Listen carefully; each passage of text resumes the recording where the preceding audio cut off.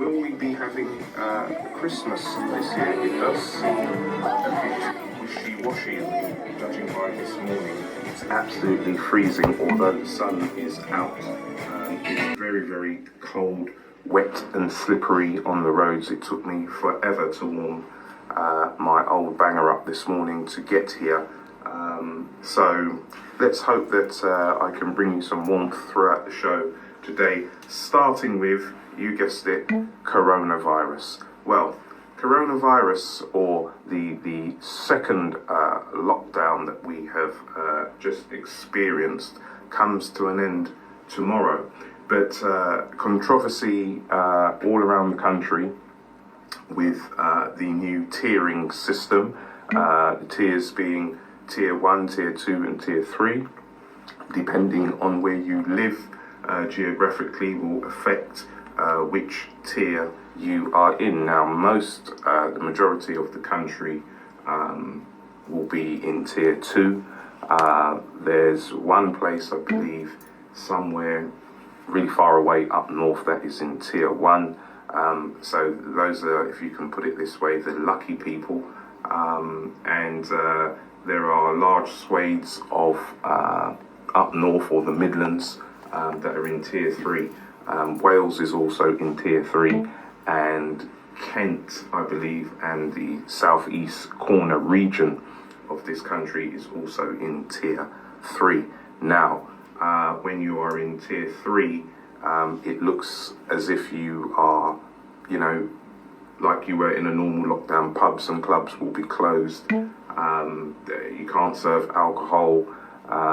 Many people have come on the TV yesterday. I was watching, and indeed this morning, and saying, we live on a border town, and our rates of corona are a lot less than over the other side of the border, but we've been encompassed in that. Now, the Prime Minister has come out and said, it's a difficult decision, that some places will undoubtedly suffer because of their geographical location, but they're trying their best to stop this virus from spreading. So all of the slogans are still in place, hand, space, face, and things like that, whichever way Boris says it, wearing the gloves, wearing the masks, and so on and so forth. Moving away from that, we've all seen pictures of running battles with police down in London, where there's been a group of people, I guess they are called the anti-lockdown protesters, and they've been following their own movement and, trying to rebel against what the government is saying. Clearly, when you're in a demonstration of sorts, and you've seen the pictures, I've posted them, and the running videos on the Crime Lab page, which you can find on Facebook. And basically, guys and girls have gone out there. They're not wearing any masks. They're throwing projectiles at the police. Police are responding pretty heavy-handedly, I would say. But I guess, that's what the police are there for. If they're getting rocks and bottles and stuff throwing at them with what should be a peaceful demonstration, they are going to retaliate in that fashion. Last count I heard was up to almost 100 individuals over the weekend arrested.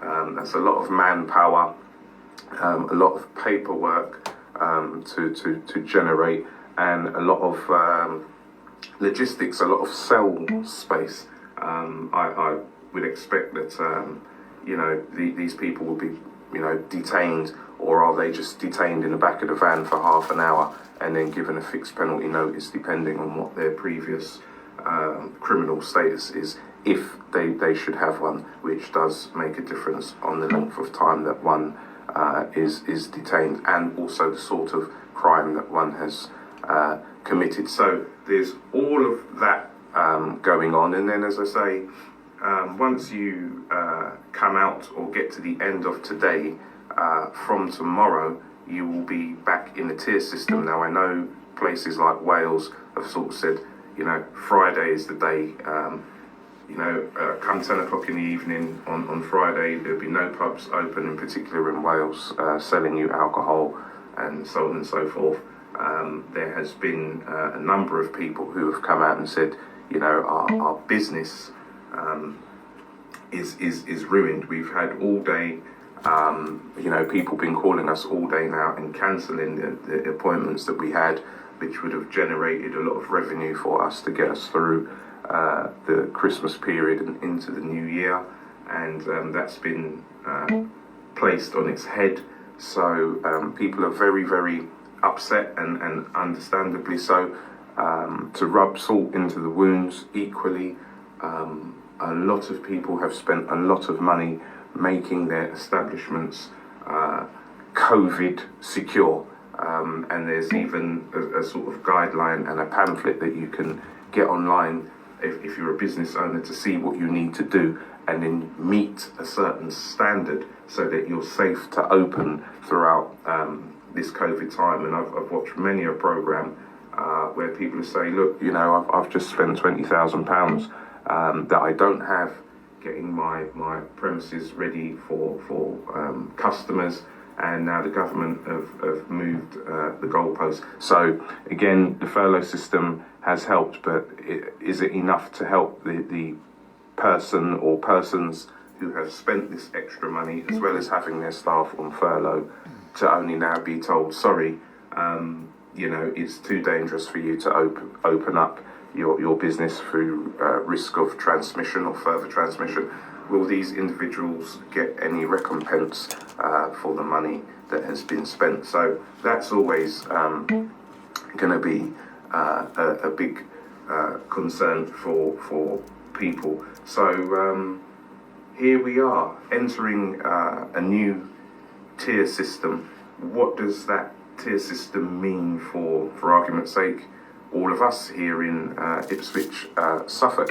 Will there be now mass panicking for Christmas shopping? Because I guess only Christmas stores, your food outlets, your Marks and Spencers, Sainsbury's and all the other big name brands, they're going to be open, pound shops open. But what about the kids? I know Toys R Us has gone. There's another shop, Smith's Toys, I believe. Will they be open?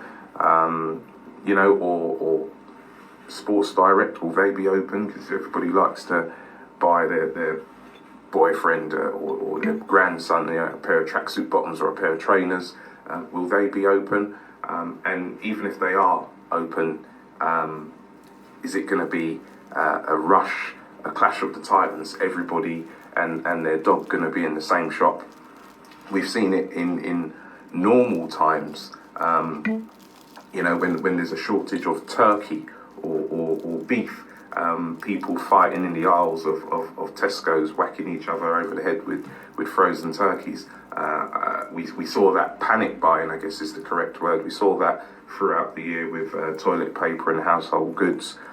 People going over the top and stocking up, and even on that, it really is survival of the fittest, because in order to purchase those goods, one needs money, and most people would have just been paid yesterday, so they're itching and chomping at the bit to get out there tomorrow and get their Christmas shopping. Some people will have to wait nearer to the end of December and probably get paid around the 20th of December before they can do their Christmas shopping. Now, those people, will there be anything left for those people to purchase to make some sort of Christmas, which undoubtedly this year will be unprecedented? Only 5 or 6 members sitting around your dinner table, can't go and see grandma or granddad for fear of transmission. Also, how will, because we've never had this before throughout the whole year, the police have marginally managed to contain people's thoughts and feelings about corona. Yes, we've had a few demonstrations and stuff like that. So the police have managed that, but it wasn't Christmas. But then remember, we had to sacrifice Carnival, which was an online event, and everybody's moved on to Zoom. So it looks like Christmas will be a Zoom Christmas. But then again, not everybody has access to Zoom or a laptop or a decent phone or indeed a decent internet signal, because that is the crucial thing. You can have the nicest phone or the smartest laptop. If you don't have a stable internet connection or a very good internet connection, you will not be able to use Zoom and all of the other online chat platforms or video conferencing software that's out there. You'll remember Skype was the big name some years ago.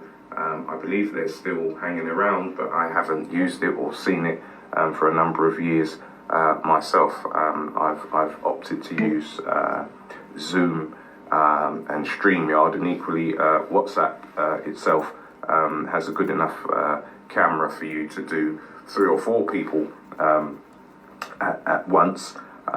So what happens without your internet connection? So these are all of the things that people are concerned about at this time of year. Not to mention, as the weather changes, we've all suffered, wake up Christmas morning and there's, kitchen full of water because you've got a burst pipe.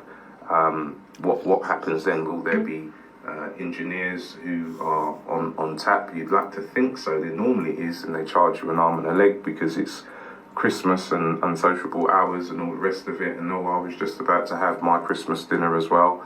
So all of those things to think about, and also take a moment to think about all of the vulnerable people that necessarily don't have great mobility, might not have any family or friends. Will they be getting any assistance during this time to get what they need to make sure that the isolation that they're going to be placing themselves in isn't a fatal one, insofar as people just being locked in their own homes and forgotten about? Will they have all of the provisions? Because we all know round about the the 20th of December, everything grinds to a halt under normal circumstances. But people would have had the time to get what they need to get this year round. I personally think that a lot of shops will sell out, those shops that are open, because everybody's trying to get the same thing. There'll be a lot more traffic on the road because there will be a lot more Amazon and DPD drivers and UPS trucks and all the rest of it. And online activity will increase because those people who won't get out will opt to do their shopping online. So yes, you can get a good portion of what you need online, but I don't believe you can get a proper roast dinner online, turn up on time for Christmas, unless somebody is dreaming that idea up as I speak, which I should get a patent for it and call it my own idea. Deliveroo might be, or Just Eat might be sending out roast dinners on Christmas Day. So for all the budding chefs out there, that might be the way forward. Get yourself onto the Deliveroo or delivery apps that are out there, and deliver Christmas dinners to vulnerable people. That would be a good plan for this Christmas. So a couple more stories to go through, but I'm gonna play some music just to lighten the mood and let you know what is happening elsewhere. Good morning, Ipswich, and welcome once again to the Crime Lab show. Brexit is still happening. The big hitters, I won't name them now, but they are in Brussels and clocking up the air miles, travelling from here to there and everywhere else, having meetings about another meeting, and the deadline is coming. We must be free of the European Union by the 1st of January. There is a more correct date, but I guess the beginning of the year is the beginning of the year. and we must have a deal. Yesterday they were saying, "Oh, a deal is close," but it's all about the fine tuning of the deal. It seems that fisheries, which is one of our main sources of income, all the fishermen around different ports around different countries, will they be allowed to fish in the waters that they've accustomed, fishing, and watch their grandfathers and their fathers, and now them as men are fishing? They're being told that they can only travel so far out to sea. They can't go across this boundary, can't go across that boundary. They can only, now collect so many tonnage of fish per day or per quarter, or however they're monitored. There's all these different rules that need to be ironed out. And to be fair to governments respectively who are involved, COVID has got in the way of that, and people have lost their focus, but the Prime Minister really has to get back on the ball. As you would have seen, we have a new President-elect Biden, who will be sworn in on the 20th of January 2021. And, I'm sure he would like some sort of deal where it means that, the UK and the US can trade normally without too much disruption.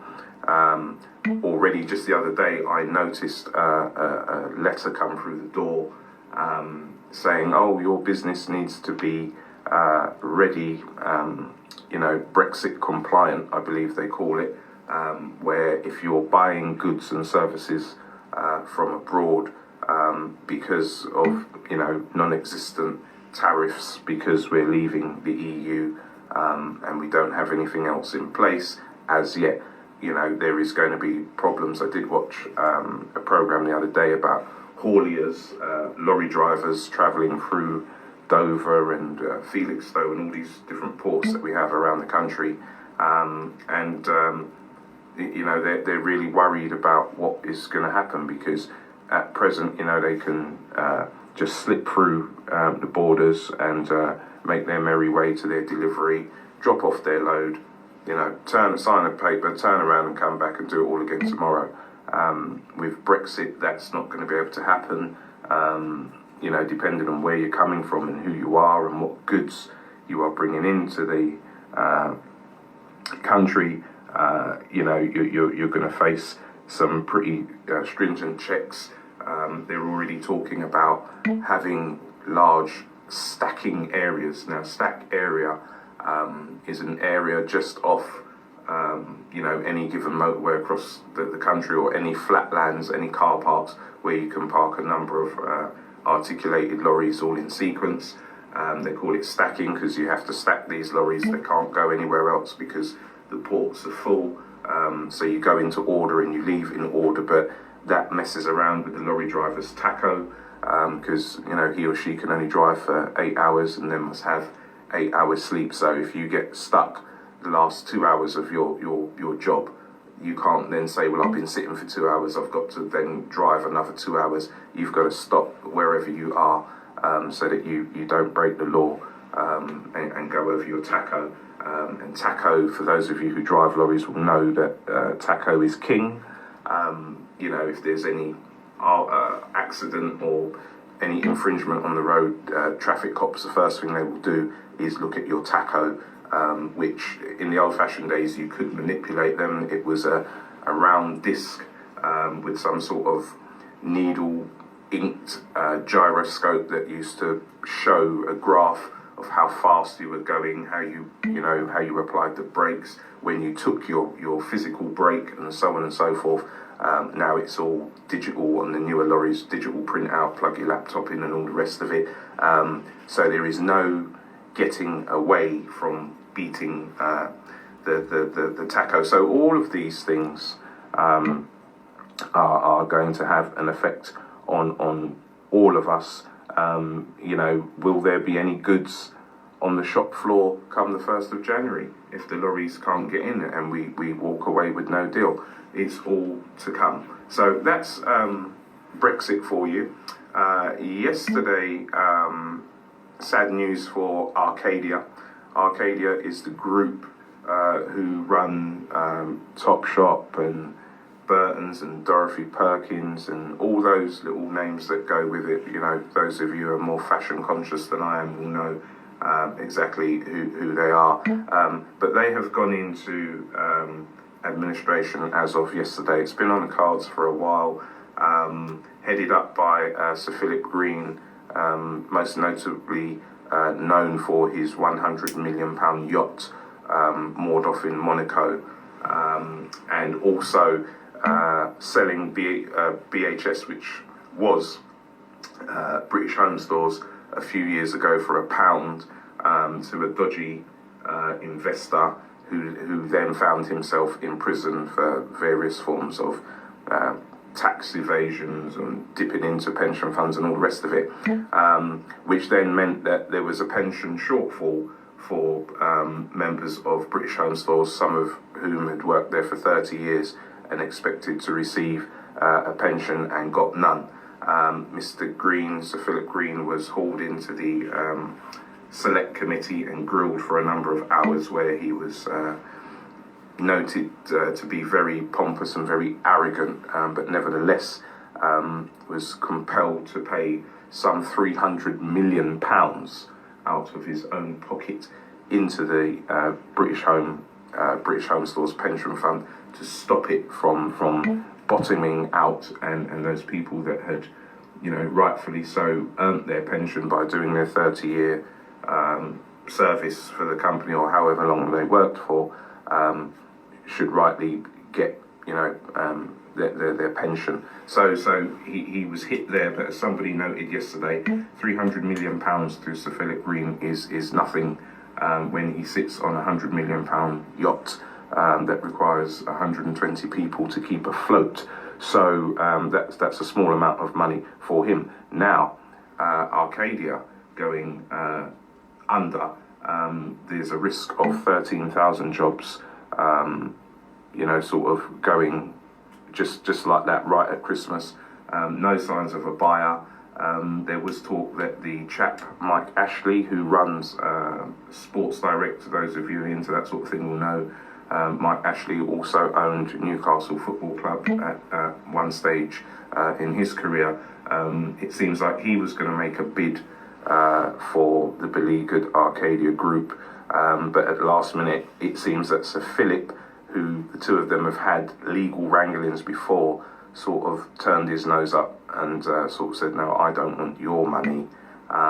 So receivership, you know, the receivers have gone in, and I guess they will be, you know, looking at stripping the assets, whether it's clothing. I know Sir Philip owns a lot of the buildings, which is how he made his money, because then he could invite the likes of all the different little shops, Miss Selfridge and the perfume shop and all those, and then you rent the shop off of him and so on and so forth. So he was just, and the group was making a killing, but many say that where he's not fond of going online, that was his downfall, and by not doing so, lost out to the likes of eBay and Amazon and Wish and all the other names that flash across our screens on a minute-to-minute basis nowadays. So that's Sir Philip Green, and equally, you know, the way that this has gone, it's starting to look as if there will be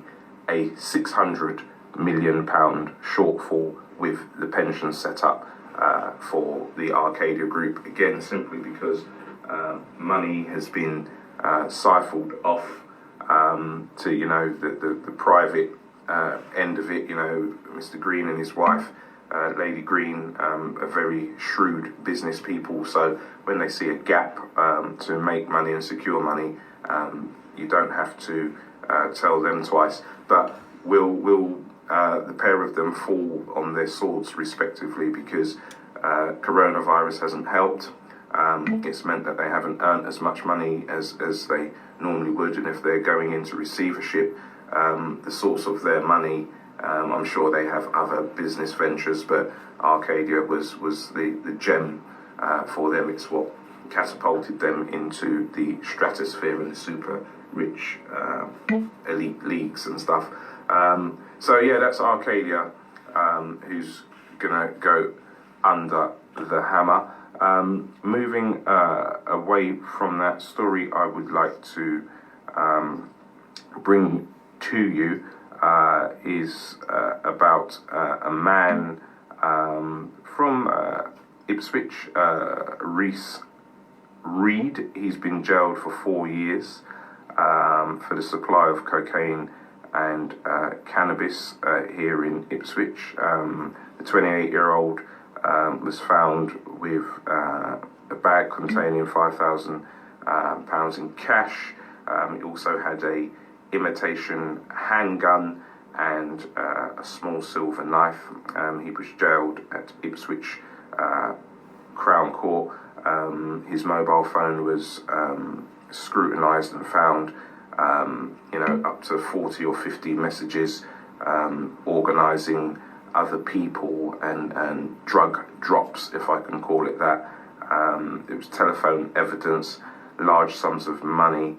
There was also another amount of money, £68,000, was also recovered from a bank account with his name and details attached to it. So this is something that happened last year, and there were some other gentlemen that were involved in this ring, if I can call it that, and they were respectively given 2 years suspended sentence and 150 hours community service, which at this time of the year I can tell you for a fact is no fun.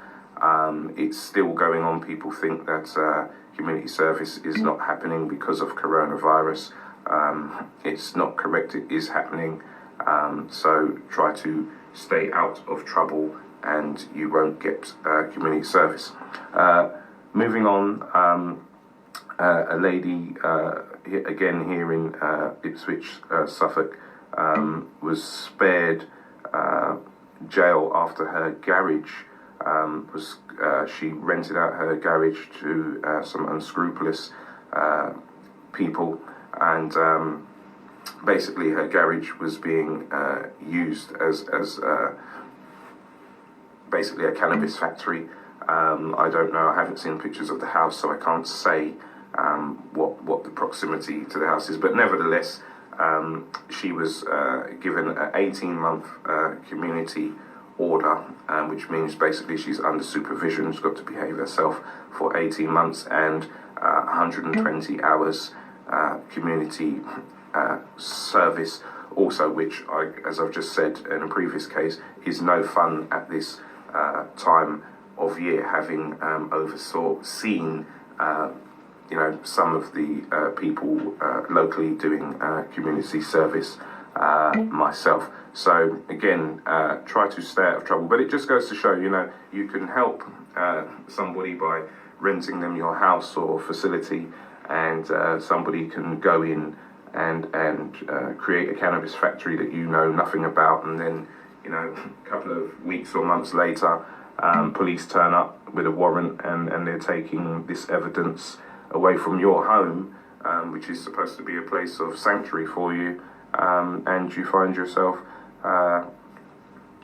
looking at a judge giving you a sentence for something that you potentially didn't know was happening. So just advise people to don't always look at the money. Take a moment to check yourself and to see how this is going to get you into trouble. And the idea is to stay out of trouble where you can. Now, there's been a number of criminals locked away in Suffolk for a number of things.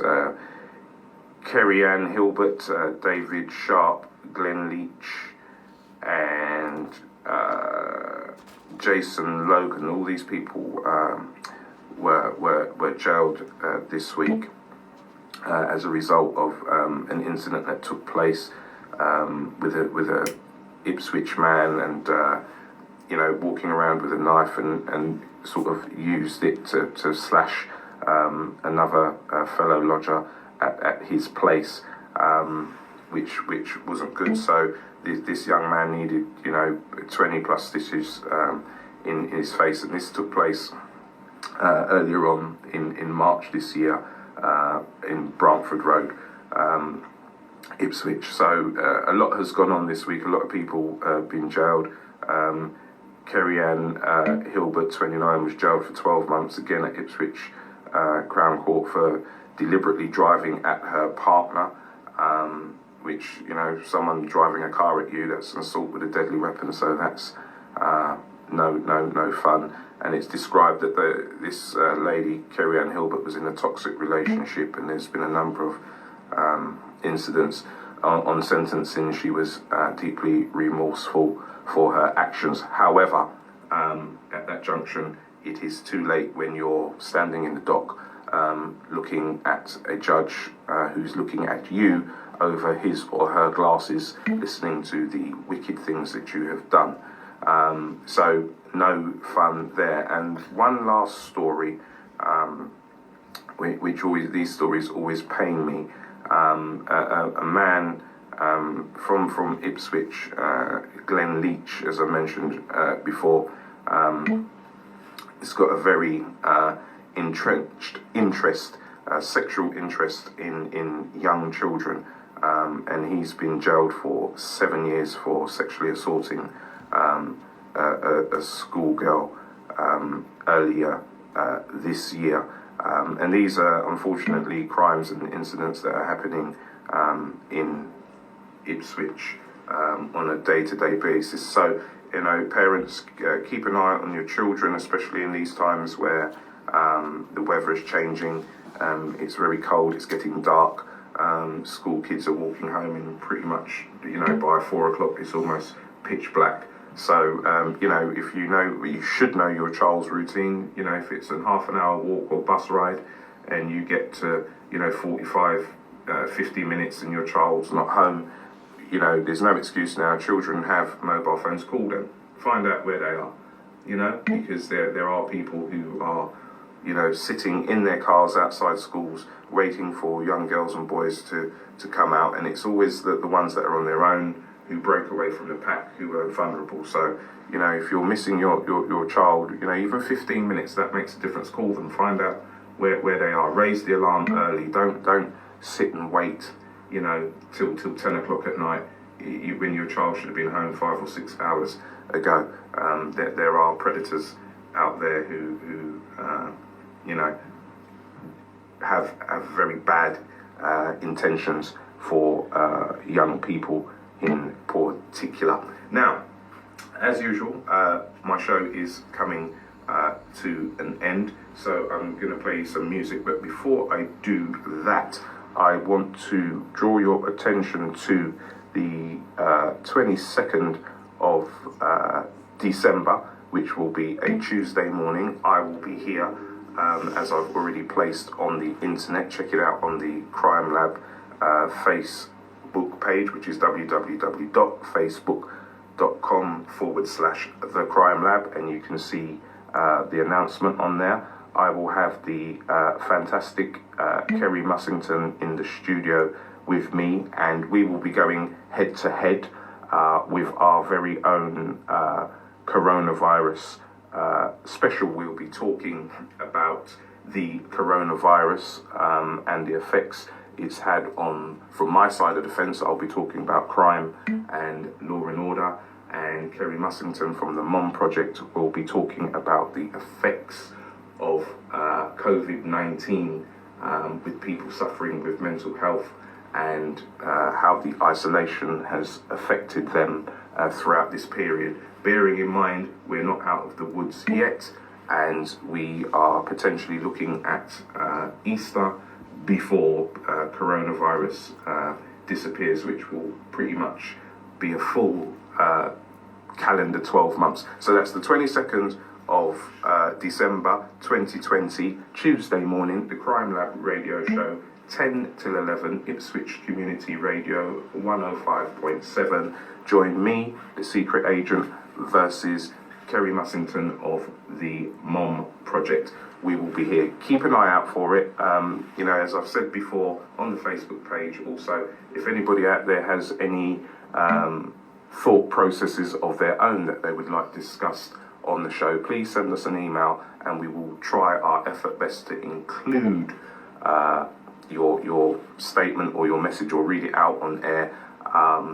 Bearing in mind the show is only 1 hour long and it is never enough. But if you want your thought processes shared with everyone else, we'll do our effort best. We may also try, I'm not promising, but we may also try to do a Zoom interactive show, but we haven't yet worked out the mechanics of that. So if we're going to do the Zoom, we will let you know in good time, bearing in mind it's 3 weeks away from now. So with that said, I'm going to bid my listeners farewell for today. Keep yourselves warm, remember the rules, sanitize your hands, wear your mask and wear your gloves where practicable, and be good boys and girls out there, and I shall see you all next week. Bye for now.